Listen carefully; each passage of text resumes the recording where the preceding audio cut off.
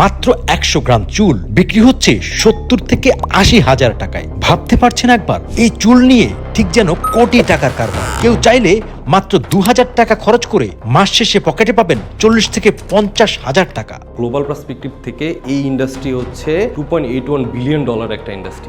এই এত বড় ইন্ডাস্ট্রিটা জাস্ট একটা কান্ট্রি সার্ভ করতে পারে না, তাও চায়নারা 93% ধরে রাখছে। সো আমরা এজ এ বাংলাদেশি হিসাবে, উদ্যোক্তা হিসাবে আমার কাছে মনে হয়েছে যে যদি আমরা এই ইন্ডাস্ট্রিতে কিছু একটা করতে পারি অ্যান্ড এই ইন্ডাস্ট্রির টেকনোলজিগুলো প্লাস হচ্ছে সব ধরনের র মেটেরিয়ালস আমাদের বাংলাদেশে অ্যাভেলেবেল। জাস্ট এই ক্রিসমাসে আমাদের 15 কোটি টাকার সেল, এর আগের ঈদে আমাদের অলমোস্ট প্রায় 10 কোটি টাকার মতো সেল হয়েছে। চলতি আশা পূরণের গল্প।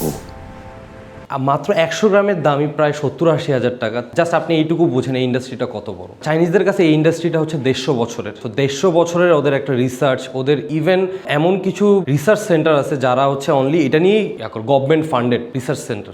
এটা হচ্ছে আমাদের ওয়াটার ট্রিটমেন্ট সিস্টেম। আমরা হচ্ছে এখানে ওয়াটারের পিএইচ থেকে শুরু করে কন্ডাক্টিভিটি প্যারামিটারগুলো হচ্ছে কন্ট্রোল করি। তো আমরা হচ্ছে ল্যাবে টেস্ট করে দেখছি আমাদের নর্মাল হিউম্যান হেয়ার যেটা আছে, এই হিউম্যান হেয়ারটার কোয়ালিটি খুবই নষ্ট করে। সো নর্মালি আমরা যেহেতু এক্সপোর্ট করি প্রোডাক্টগুলো, এক্সপোর্ট কোয়ালিটির জন্য আমাদের একদম কন্ট্রোল যে ওয়াটারটা, সেই ওয়াটারটা লাগে। সো এটার জন্যই আমরা এই ট্রিটমেন্ট সেন্টারটা এখানে দিয়েছি। মেইন থিং হচ্ছে আর ঢাকা শহরের পানির যে পিএইচটা হচ্ছে খুবই হাই। দেখা যায় যখন আমাদের স্কাল্পে এই পানিগুলো লাগে তখন আমাদের স্কাল্পের যে হেয়ারের যে স্পোরগুলো নষ্ট হয়ে যায় এবং হচ্ছে হেয়ার খুব তাড়াতাড়ি উঠে যায়। আপনি যদি কন্ডিশনার ছাড়া বের হন সেক্ষেত্রে হেয়ারগুলো খুবই রাফ থাকে। তো এই প্রবলেমটা হচ্ছে আমাদের ইন্ডাস্ট্রি লেভেলে আমরা ফেস করি। আমরা যখন ইনিশিয়াল স্টার্ট করি দেখা যাচ্ছিল যে আমাদের হেয়ারের যে কোয়ালিটি সিল্কি অ্যান্ড স্মুথ আসতেছিল না। তো রাইট নাও আমরা হচ্ছে এই সিস্টেম রান করার পরে মোটামুটি হেয়ারের কোয়ালিটি অনেক বেটার। হেয়ার পড়ে যাওয়ার আরেকটা প্রধান কারণ হচ্ছে জাঙ্ক ফুড। এগুলো তো হাতের কাজ, তো হাতের কাজে অনেক সময় লাগে।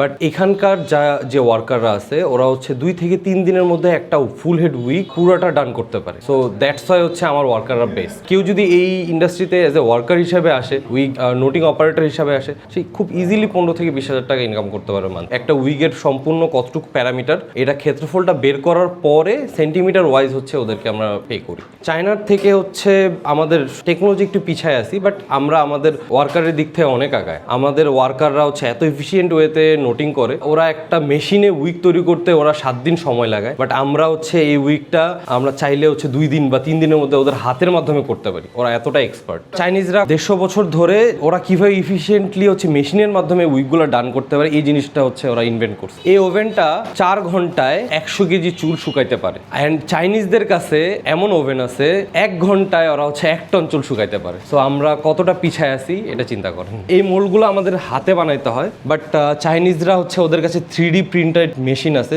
যারা হচ্ছে খুব ইজিলি এই মোল্ডগুলো বানাইতে পারে। চাইনিজরা কখনোই চায় না যে আমরা এই ইন্ডাস্ট্রিতে হচ্ছে অ্যাডভান্স কিছু নিয়ে কাজ করি। ইভেন আমরা কিছু মেশিনারিজ আছে চায়না থেকে ইম্পোর্টও করতে পারি না, জাস্ট ওদের গভর্নমেন্টের কিছু রেস্ট্রিকশনের জন্য। সো এইগুলো নর্মালি হচ্ছে নর্থ আমেরিকার কান্ট্রিগুলোতে সবচেয়ে বেশি যায়। সো আমি স্পেসিফিক্যালি যদি বলি, আমাদের হচ্ছে ব্রাজিল সবচেয়ে বড় একটা মার্কেট, ব্রাজিলের মার্কেটটা। সেকেন্ড মোস্ট বড় মার্কেট হচ্ছে আমাদের ইউএসএ। এই দুইটা মার্কেটের উপর বেস করে আমাদের ইন্ডাস্ট্রি। এটা ছাড়াও হচ্ছে আমাদের স্ট্রেইট বা আরো বিভিন্ন টেক্সচারের মধ্যে আমরা হচ্ছে উইক তৈরি করি। এই যে এটা হচ্ছে 30mm কার্ল বলি আমরা এটাকে, আর এটাকে বলি হচ্ছে কিঙ্কি কার্ল, আর এটা হচ্ছে 36mm কার্ল, অ্যান্ড এটা হচ্ছে স্ট্রেট টু ওয়েভি হেয়ার। এটা #7 কালারের মধ্যে। আমাদের কাছে টোটাল 61টা কালার আছে। আমরা আমাদের বিজনেসটা স্টার্টই করি হচ্ছে র মেটেরিয়াল এক্সপোর্টের মাধ্যমে। আমরা আগে হচ্ছে চাইনিজ বিভিন্ন ফ্যাক্টরিকে র মেটেরিয়ালস এক্সপোর্ট করতাম। এর মধ্যেই আমরা আর কি চিন্তা ভাবনা করলাম কেন শুধু অনলি র মেটেরিয়ালসই থাক, আমরা যেহেতু ফিনিশ প্রোডাক্ট আমরা যদি করতে পারি তাহলে আমরা ডাইরেক্ট ফিনিশ প্রোডাক্টের মার্কেট ধরবো। সো ওই চিন্তা থেকেই আর কি আস্তে আস্তে এই স্কিলগুলো আমাদের মধ্যে নিয়ে আসা। এমনও কিছু আমাদের এমপ্লয়ি আছে যারা হচ্ছে পার্ট টাইম আমাদেরকে হচ্ছে সাপোর্ট দেয়। ইউনিভার্সিটি শেষে, কলেজ শেষে, স্কুল শেষে তারা হচ্ছে আমাদের সেন্টারগুলোতে এসে তারা হচ্ছে আমাদের নোটিং সাপোর্ট দেয়। ওদের জন্য এটা একটা সাইড এসেল, বাট আমাদের জন্য এটা একটা ব্লেসিং। এটাকে যদি প্রায়োরিটি দেওয়া হয়, এটা গার্মেন্টস থেকে আরো অনেক ভালো পজিশনে চলে যাবে। $2.81 বিলিয়ন একটা ইন্ডাস্ট্রি, যদি আমরা এটার 1%ও গ্র্যাব করতে পারি, হিউজ মার্কেট, কিন্তু হিউজ আমাদের জন্য। একজন পার্সন যদি একা বাসায় করতে চায় এই জিনিসটা, জাস্ট 2000 টাকা হইলে উনি হচ্ছে নিজে বাসায় করতে পারবে। একা যদি কেউ বাসায় করে খুব ইজিলি সে হচ্ছে 15,000 টাকার মতো ইনকাম হতে পারে, এটা মিনিমাম।